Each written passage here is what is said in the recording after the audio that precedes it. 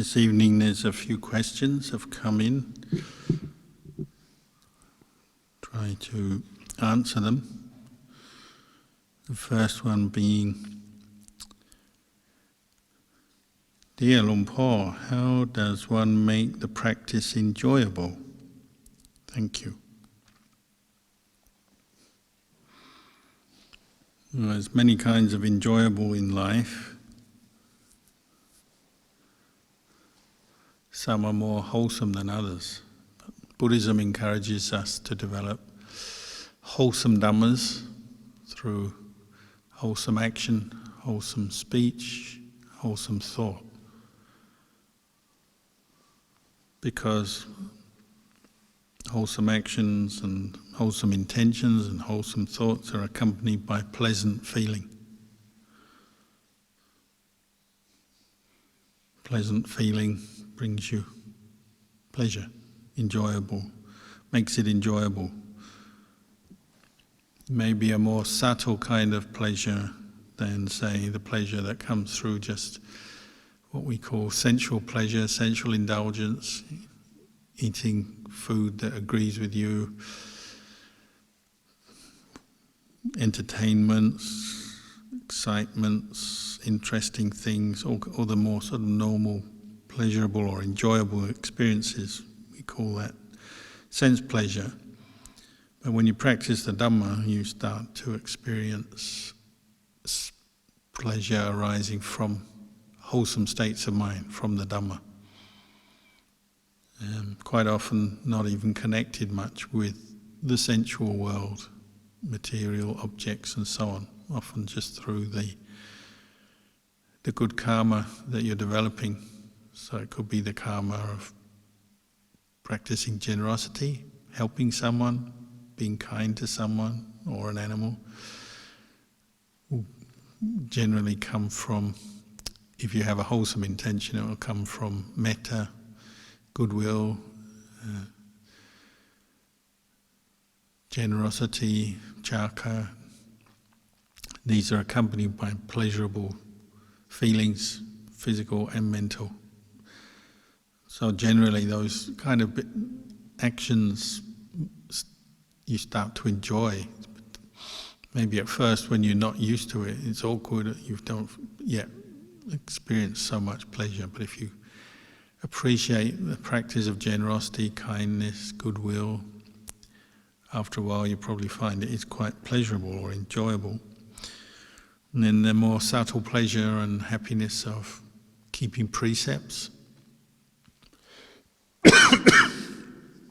not harming others through your body, through your actions, through your speech, living in a harmless way, living in a peaceful way, is another kind of happiness that brings a feeling of goodwill, well-being. But it's subtle. Again, it's not based on a material object by like eating or seeing something or listening to something. It's simply the pleasant feeling that comes from a lack of remorse, lack of feeling guilty, lack of self-aversion, lack of doubt, and so on. You know, when you don't keep precepts, often you feel uncomfortable with yourself, or sometimes you're uncomfortable about other people, what they're going to think of you, what they might do to you. So if you steal, it's a good example. When you have the mind of a thief, you become very careful or suspicious about other people, worried about them in case they'll catch you. And even if no one else knows, you don't feel very good in yourself. So you lose your happiness.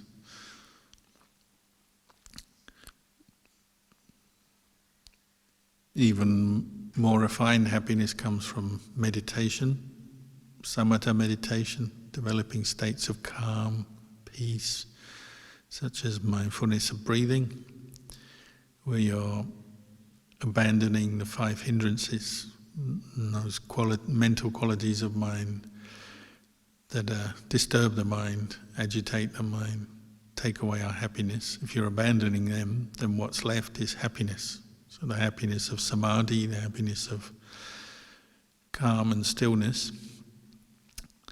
But then the highest peace and happiness, and you might say the most enjoyable thing, comes from wisdom, developing right view, insight into the Four Noble Truths, freeing your mind from delusion, from attachment, the cause of suffering. But of course, the highest happiness in Buddhism is the hardest to attain, the hardest to experience. It requires the most effort and most practice and the most sacrifice. But at every stage in your practice, you can enjoy the practice because you're developing the causes for happiness and peace of mind and feeling of well-being, both physical and mental. But as I said, it's subtle. It's different than just playing a video game or listening to music or whatever it may be, the more normal kind of sensual happiness which people spend so much of their time seeking out. That kind of happiness is temporary, often accompanied by a lot of negative consequences which we are not fully aware of, or sometimes we are, but we don't care. Practicing the Dhamma, no real harm to it, although it can bring you tiredness or difficulties as you work with your mind, train your mind. It's not always easy, but it is accompanied by pleasant feelings the more you do it. So put your effort into developing wholesome Dhammas on whatever level. Practice of generosity, precepts, meditation, listening to the Dhamma. Sometimes people say, what do arahants, enlightened people, awakened people enjoy if they're completely beyond the attachment to the senses, they're not seeking sense pleasure anymore? What would they enjoy? Well, sometimes they just enjoy the Dhamma. So one arahant can listen to the Dhamma of another arahant expounding on the teaching, just like in the time of the Buddha. The Buddha would give a talk and some of the monks listening would be arahants, enlightened. And they'd say at the end they'd rejoice in the Dhamma and they'd experience piti and sukha. Piti and sukha means feeling of well-being, happiness, rapture, joy or enjoyment in the Dhamma. It's not that they need that anymore because they're fully awakened. They have no more craving or attachment, no stress in their mind, no suffering. But they can still enjoy the Dhamma. So one can enjoy the Dhamma, whatever one's level of understanding or practice, whether you're a beginner or you're sort of halfway along or you're fully enlightened, you can still enjoy the Dhamma.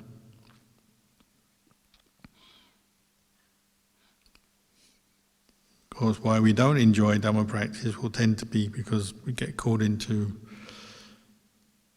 wrong thinking, wrong views, craving, attachment, kilesa, mental defilements. They're always slipping into our mind at different times. So watch that, watch out for that, be vigilant, be careful. And you can attain some or experience some joy, some happiness in your practice, and then that fades and you may feel disappointed because your meditation isn't as enjoyable today as it was yesterday. Instead of just accepting, well, it depends on causes and conditions and things have changed, we might get annoyed and we take ownership of this feeling of annoyance, disappointment, and we start to go down, our mind goes downhill and the practice becomes not enjoyable. Or sometimes when we're trying too hard, forcing the mind to let go of negativity or to be more concentrated or more mindful. When you force something, well, often you get friction, you get mental or even physical pain, discomfort. It's not enjoyable. And many meditators have done that. They push themselves too hard, they force themselves too much till they make themselves miserable. And no one did it to them, they did it to themselves, just through a wrong understanding or wrong grasping of the practice. So it's something you have to reflect on, the quality of your effort, the mind that is always seeking, wanting results, wanting certain experiences from the practice. That can subtly make it unenjoyable. Another question.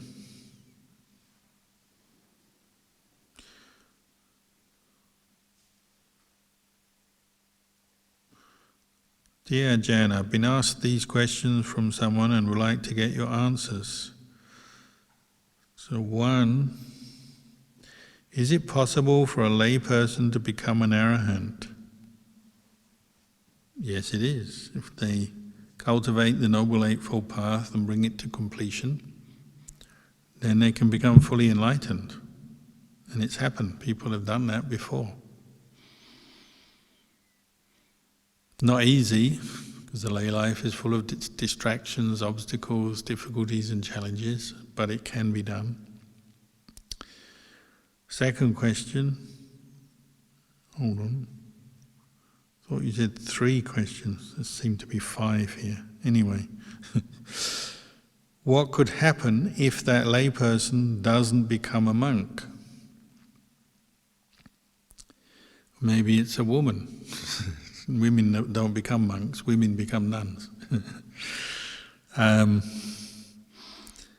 But yes, I mean, you're probably asking this because there's the sort of general teaching or understanding that when somebody becomes fully enlightened, they have to enter the Sangha as a monk or nun, bhikkhu, bhikkhuni, or go and live in a monastery, otherwise they'll die within 7 days. Not sure the Buddha said that, but it's in the commentaries and it's something that people sort of hold very tightly to, that view. It's based around the fact that the lay life is not a very good vehicle for arahants.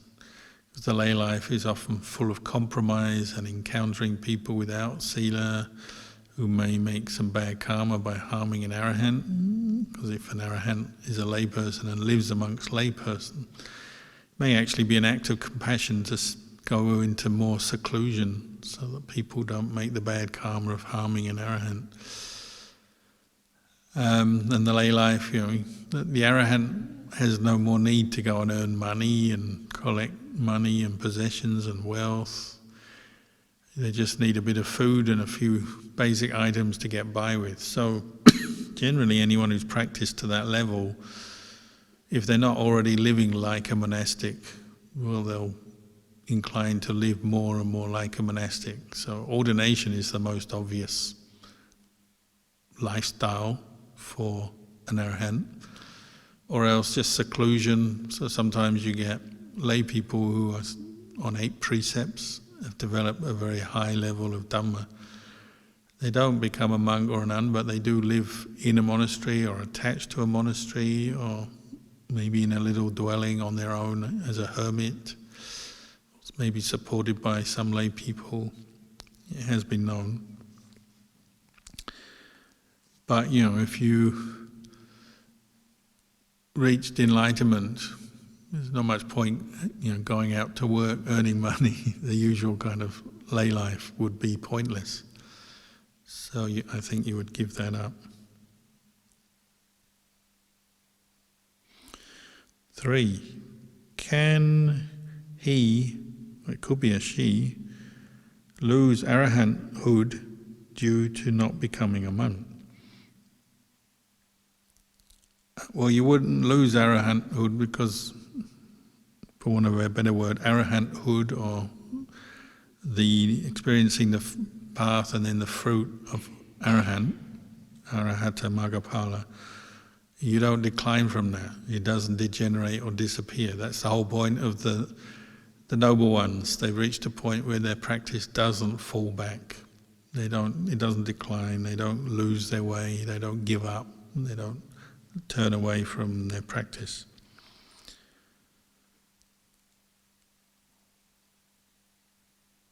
So you're asking if they don't become a monk. Well, as I said, it's possible in the history of Buddhism. There have been, from what I can remember, 1 or 2 people who have attained arahant, not being a monk or a nun or a bhikkhu or bhikkhuni, maybe keeping 8 precepts. I'd say that would be the minimum, 8 precepts for anagamis and arahants. So people could be living in a very secluded way, like a monk or a nun, but just wearing white, maybe shaving their head, maybe not, in a quiet situation. It's possible. And you don't, once you're an arahant, always an arahant, you don't lose that. That's why it's the best thing to become, isn't it? It's yours. You've gained that, and no one can take it away. Nothing can take it away. And your own mind can't get so deluded that you lose such an attainment. So from Sotapanna, stream enterer, Sakadagami, once returner, Anagami, non-returner, arahant, fully enlightened being. These attainments don't decline, they don't drop away anymore. They only develop further. You might say, well, what does an arahant develop? Well, they don't really need to develop anything, but because they'll have mastery of their mind, they already attained some samadhi, they may well have skill with jhana. Well, some arahants go on to develop psychic powers more and more as they practice. It's not that they need to do that, but it's like skill in teaching. The purpose of psychic ability in Buddhism is to be used out of compassion to help other beings understand the Dhamma. And so an arahant may further their skills in knowing, reading other people's minds, knowing other people's minds, or spreading metta to help people help them calm down, help them change their state of mind to a better one, and so on. Or perhaps performing a psychic feat to impress, to arouse faith. It's possible. So even an arahant may still spend time practicing meditation and refining their skills with samadhi and psychic ability. And Ajahn Chah said, we believe Ajahn Chah was an arahant. He said he got most of his wisdom, or his most wisdom, from teaching once he started the monastery, Wat Nongbapong. So an arahant will tend to teach, not always, some are very private, quiet people, I think, but generally they will teach out of compassion, and because they have wisdom, they'll teach others, both Sangha and laity.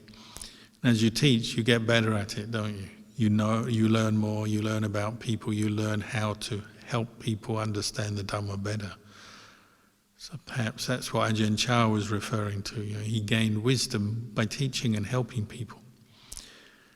This is wisdom. He no longer needs wisdom to overcome his own suffering, because he's beyond suffering, he's an arahant. But he uses wisdom to help others. So that's another form of wisdom, isn't it? Teaching others. So even arahants can still learn things, it's no longer learning for their own liberation, it's now learning to help others in their liberation.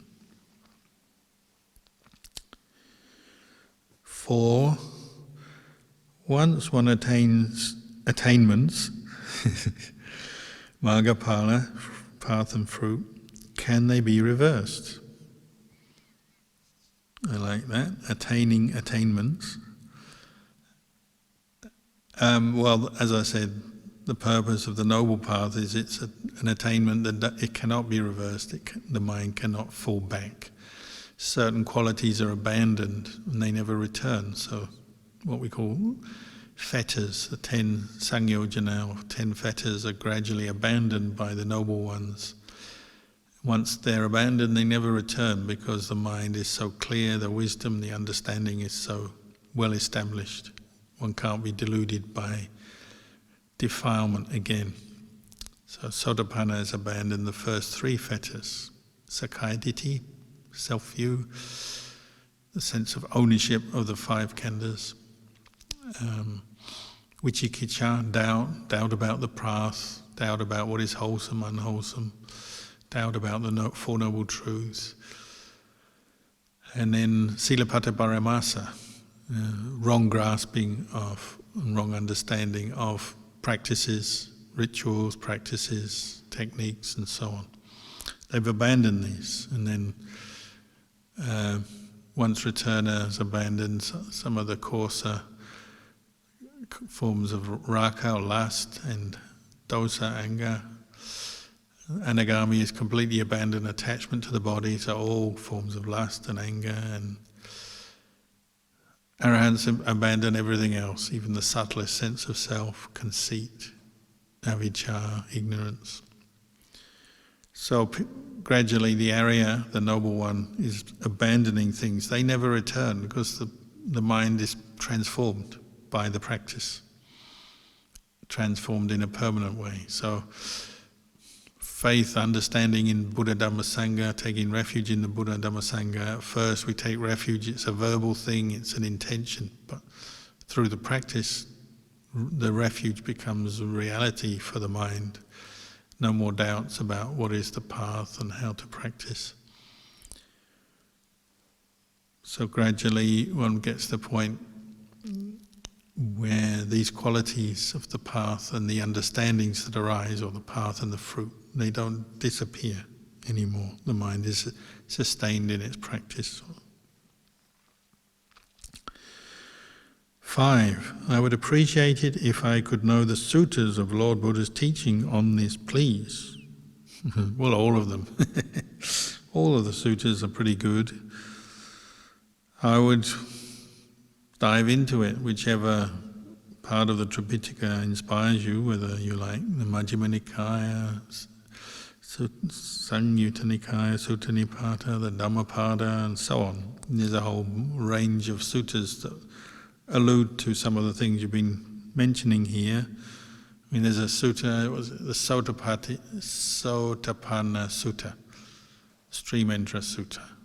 It's just briefly, the Buddha describes what makes a person a Sotapanna. They abandon the false belief that the 5 khandhas, body, feelings, memory, thought formations and sense consciousness, are self. They no longer believe that, and they're no longer deluded by that view that the 5 khandhas are self. It's just one, but there are many other suttas that are talking about these sort of subject matters. So I would start Googling, start reading.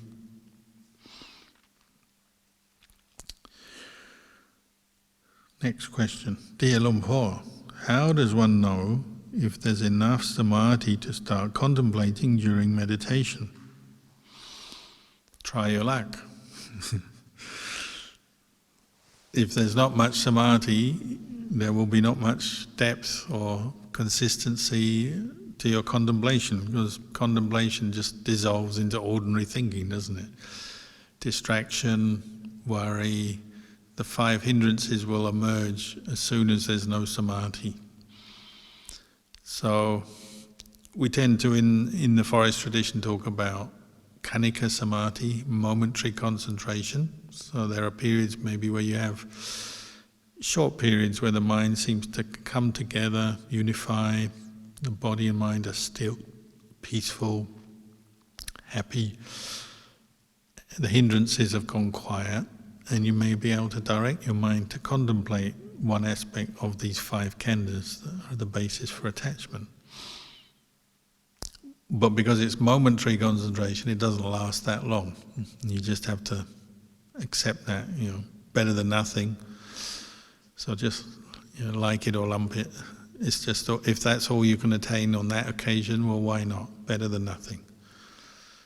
And then your mind goes, these qualities, the states of samadhi, the peace, the mindfulness, the various qualities of samadhi fade away, and you may be back with ordinary thinking. Then other times maybe things come together better, the conditions, the causes are better, more suitable, and you attain upajjhara samadhi. So the mind gathers together, unifies, and is peaceful much longer. It's brighter, it's less distracted for longer. So then you can really get into some contemplation of one aspect of these khandhas, the body, feelings, mental states, and so on. And then for those who have practiced a lot and have the merit, then maybe they attain real one-pointedness of mind for a long time, what we call appana samadhi, or the jhanas. And when you're in jhana or appana samadhi, you can't usually contemplate, because your mind is one-pointed on a single object, just knowing the object. But when you withdraw from that, then it's in the best position to contemplate, because the mind has been purified by the samadhi, the hindrances have gone quiet.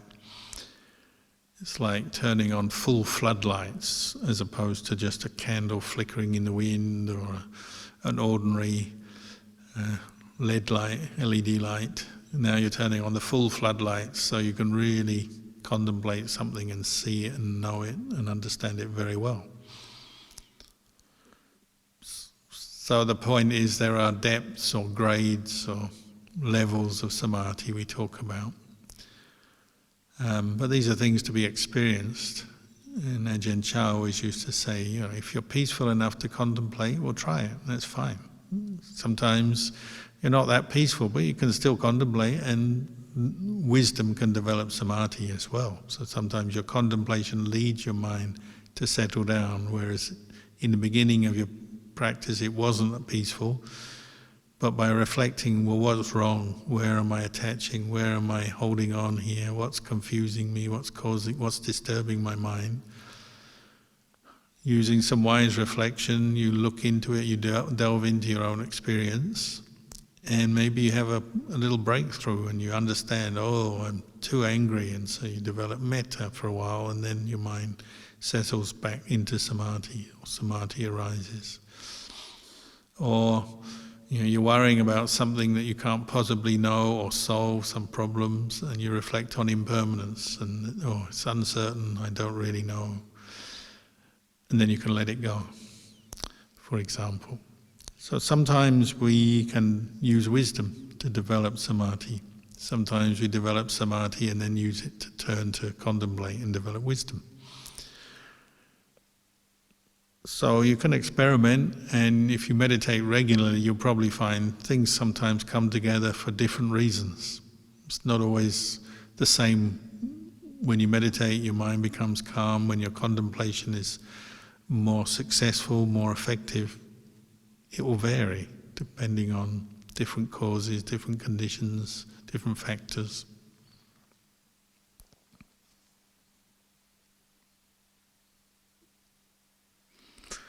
Next question.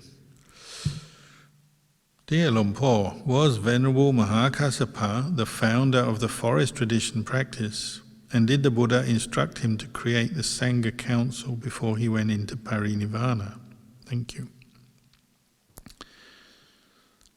Well, as I think you probably know, the Buddha didn't, just before he passed away, he didn't say there's anyone who's going to take over as a leader of the Sangha, the community of monks and nuns. He said the Dhamma and the Vinaya, the teaching and the discipline, will become your teacher, your refuge. So rather than an individual person, it's more the principles and the guidelines of the practice become our teacher, as it were. But having said that, the Buddha would regularly praise different monastics, monks and nuns, for their qualities and the way they practice and their character. And we have these 80 monks, 80 nuns who were leaders in a particular quality or a particular aspect of the practice. They would be leaders. So Venerable Mahakassapa had many great qualities, and he was one who, like you say, he had the characteristics of a forest dweller. He's very ascetic, what we call a Tudongam monk nowadays. So he kept up many of these Tudonga practices. So he'd wear, for example, cast-off cloth. He wouldn't wear fancy cloth and sew that into a robe that might be offered by a lay supporter. He would gather rags and corpse cloth and sew this into robes. And he's one of the had the privilege, I guess you'd call it, good fortune to be able to swap his robes with the Buddha, if I remember rightly. And the Buddha also wore rag robes, corpse cloth. So the Buddha was probably the founder of the forest tradition, if anyone was. But then the Buddha is the Buddha, we know. So Mahakassapa had many great qualities. He was an elder, a respected elder. So he had a great influence on the Sangha. He was very active, very tough, very ascetic, very stern in his sort of approach. So he was treated with great respect. And he had a great following of monks who would follow him as he wandered from village to village through the forests. And he's often referred to as a good example of somebody, a forest monk, who you could look up to and emulate. So perhaps you could say, yes, in a way he's like the founder of the forest tradition.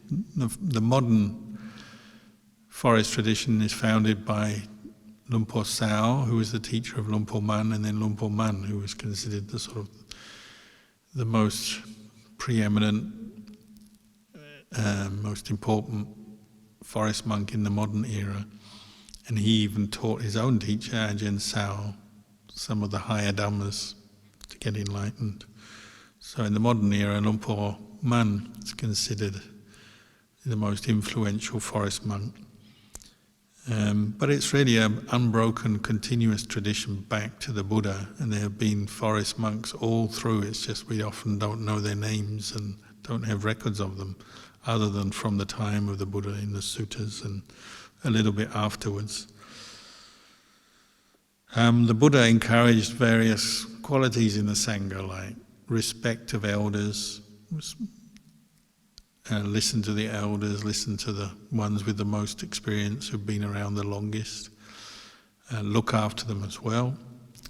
He encouraged harmony of the Sangha, so elders to look after the juniors, the new ones, juniors to respect the elders, all monks to respect the value of harmony and see the importance of harmonious behaviour, being kind, honest, helpful to each other, and so on. There's many principles the Buddha taught that lead to harmony in the Sangha. So then when he died, to have a Sangha council was a very natural step, because the monks were used to meeting when the Buddha was alive, and that tradition carried on. It's just they formalised it. They had what we call the first Sangha council, and it wasn't entirely run, or it wasn't just Venerable Mahakassapa who was the only one teaching or talking in that council. They asked different monks to speak, such as Venerable Ananda had a big role in recalling what the Buddha had taught in different suttas. So the monks living as Sangha, because they emphasise harmony, it's not a one-man show, so everyone has something to offer, and that's the way Ajahn Chah taught as well. Everyone will have some knowledge, some skill, some ability, different characters, and different things they can offer the whole. So the whole Sangha benefits when each individual's skills are used and promoted. So that's nothing new. That goes right back to the time of the Buddha, but Ajahn Chah is, in the modern era again, is considered a great teacher because of his ability to promote harmony of the Sangha and bring out the best in many people and get them to work together for the common good. He's very good at that.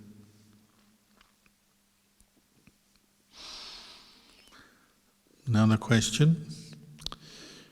Dear Lumpur, I find that unwholesome mental habits, like the painful childhood memories, arise and cease more frequently at the moment, I guess.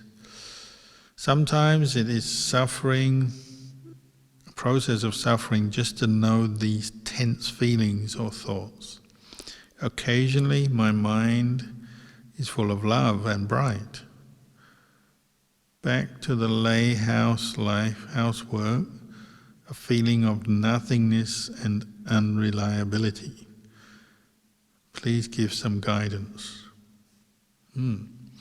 I think you're experiencing what we call the uncertainty of this human mind, the different mental states and feelings and emotions we go through until the mind is established in its practice of faith in Buddha Dhamma Sangha, the precepts, mindfulness, insight. So it's reached a certain level of stability, then we always have this up and down, and we have moments of brightness, sometimes samadhi, sometimes just wholesome, skillful thoughts. And then we have periods of when kilesa take over, greed, anger and delusion take over, and we feel depressed or fed up or feel that life is pointless or whatever. And we have different kinds of suffering. And we have this sort of back and forth or up and down experiences. Everyone is the same, I think. As far as childhood memories, well, if they are associated with a lot of pain, things that went wrong, sometimes people have abused us, we've been through traumatic experiences, we ourselves may have made mistakes that we can remember. This is very normal for many people, unfortunately. So we have to learn to develop a skillful attitude, a skillful way of dealing with such memories, whether it's from childhood or more recent memories even. Number one, try to establish as much mindfulness and awareness as you can to know that a memory is a memory. How does a memory come up? Well, it comes up maybe triggered by something, some familiar experience, somebody's words, or going to a place. What happens? You have visual memories, you have feelings that are triggered, so various physical and mental feelings, emotions are triggered. And if we're not mindful and we're not reflecting, we tend to take ownership of them. This is me. I'm the one with this unpleasant feeling, unpleasant emotion. I'm the one who had this terrible childhood experience. We take ownership of it, and then when you take ownership, meaning the delusion of self and the various kinds of cravings start to form on this memory. Something I liked formerly that I had, now I've not got it, so I miss it or I long for it. Something bad that happened that I don't want, and I don't even want to remember anymore. I don't want this, but what we're not getting is that we're taking ownership. Whether you like something or don't, or you react with pleasure or pain, you're taking ownership through a lack of awareness, lack of understanding. And then you keep reliving, holding on, keep it going, proliferating around it. And that can keep going for years. And we have the same habitual emotional reactions, and quite often they get more intense because you keep doing it. So try to do the opposite. Try to establish more mindfulness, stay calm, reflect on what's going on, be patient through it, endure it if it's painful, but don't add to it and don't hold on to it. Let it go. That's your aim. Be mindful, acknowledge and let go. Over and over again, and it will gradually affect you less. So, cultivating the path of practice, cultivating meritorious action, generosity, morality, mindfulness, wise reflection, listening to the Dhamma, all the different practices we do will help bring up a sense of well-being, happiness, that then will help counter this habit of grasping and identifying with negativity towards memories and past experiences, or just the ups and downs of daily life. You keep developing wholesome action, and it will help you get through this.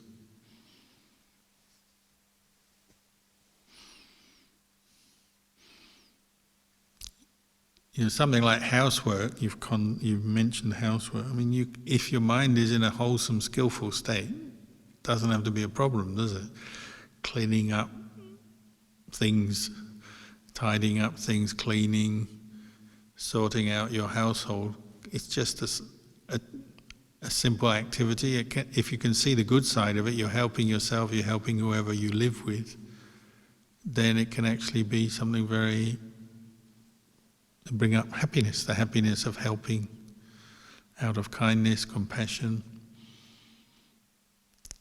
Try and see the good in what you're doing, even if it's a very mundane, you might say repetitive, boring activity. Try and see the good in what you're doing.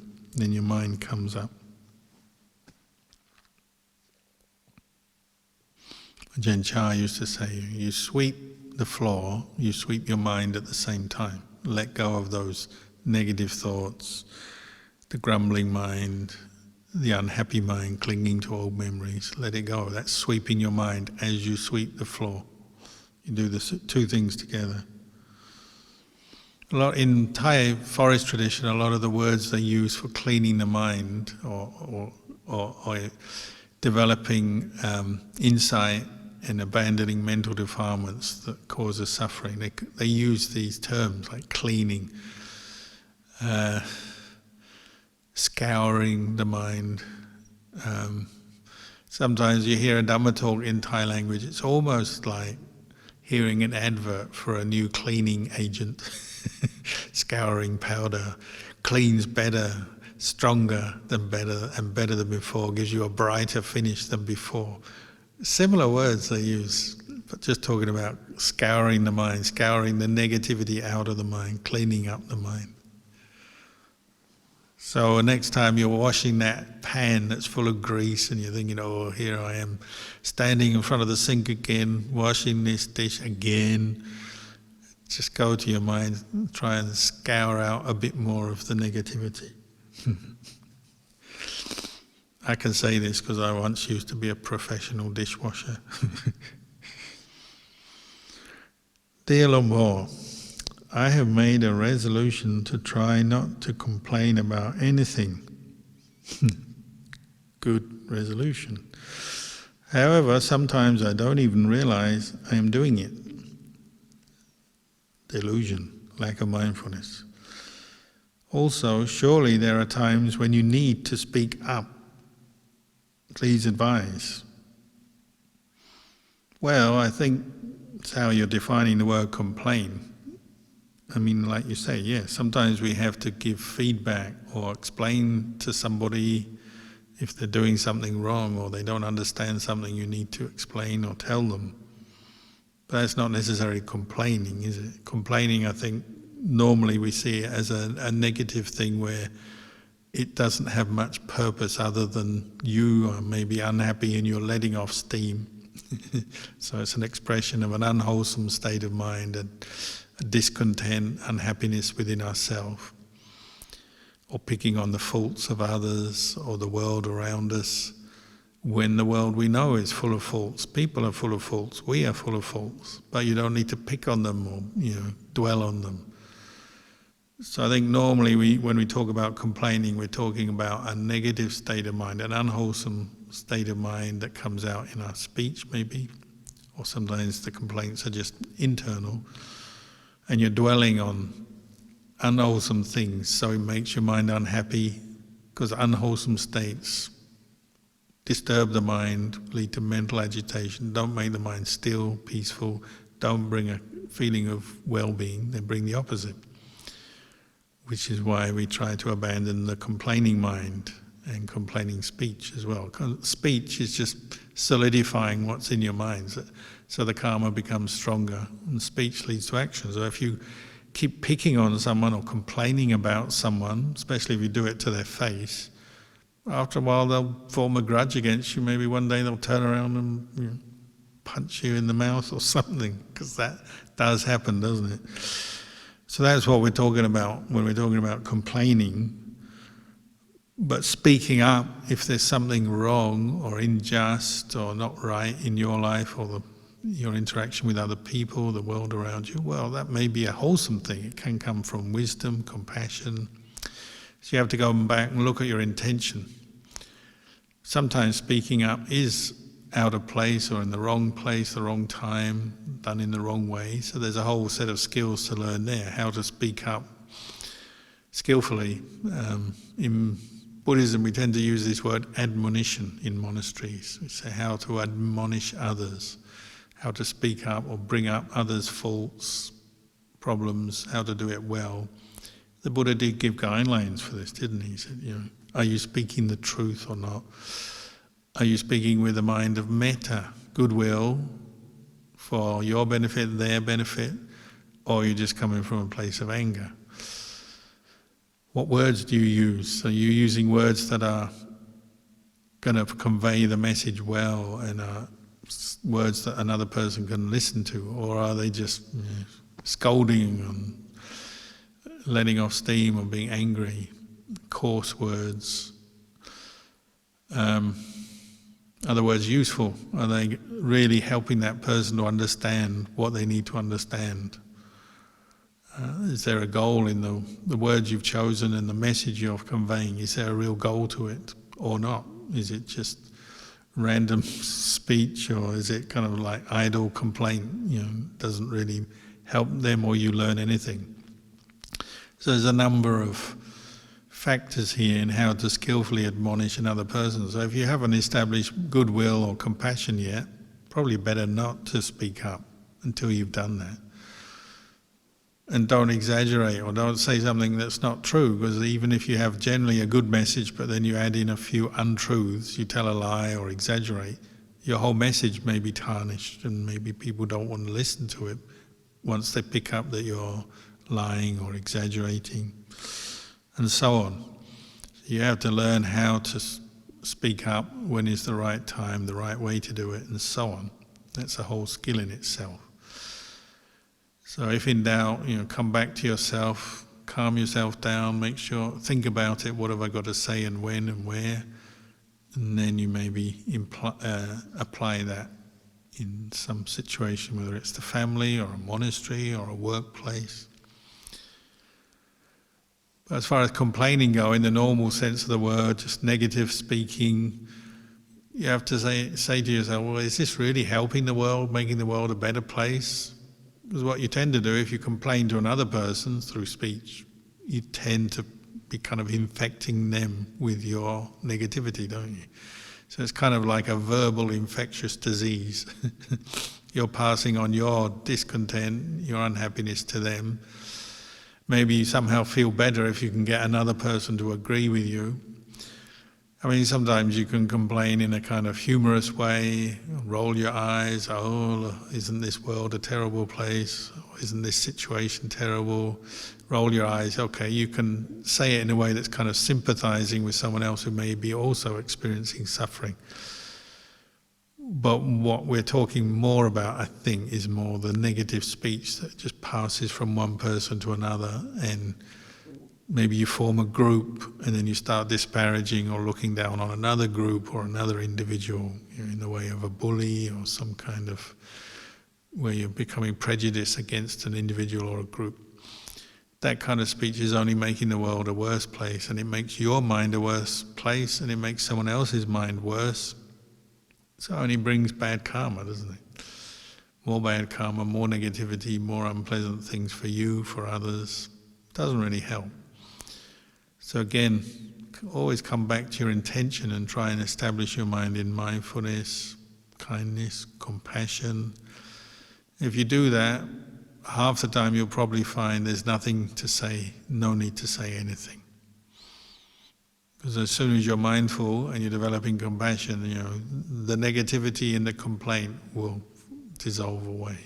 Then there's maybe no need to say anything. Or maybe you can say something but very briefly or very clearly, and it's not going to hurt other people. So there's a whole area of practice, what we call the practice of right speech. It's one factor of the Noble Eightfold Path. So the Buddha must have seen how important it is, especially when you live with others in a family, workplace, any group of people, monastery. Speech is important because it can create harmony, bring people together, or it can break us apart. And once you've got disharmony in the group, every individual suffers, and our practice becomes harder. What happened when the monks at Kosambi, the monastery there, they got into a big dispute and split into two factions? What did the Buddha do? Well, he tried to convince them not to argue and spend all their time arguing. They didn't listen. So then he got Sariputta and Moggallana to try and convince everyone to stop arguing and mend their ways. They didn't listen. So then the Buddha left. He said, "Oh, you guys are arguing so much. It's a miserable place to practice." The Buddha went off on solitary retreat. And then all the villagers got upset that the Buddha had left, and they could see it's because these monks are too proud, too demanding, complaining too much, disharmonious. So they stopped feeding the monks, and the monks became skinny. And then they thought, oh, if we don't mend our ways and get back in harmony, we're not going to be able to eat or practice here. So finally they gave up their argument.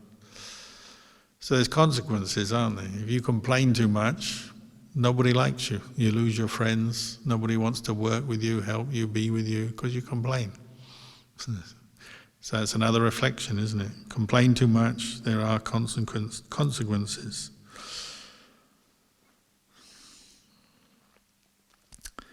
So, that was the last question tonight.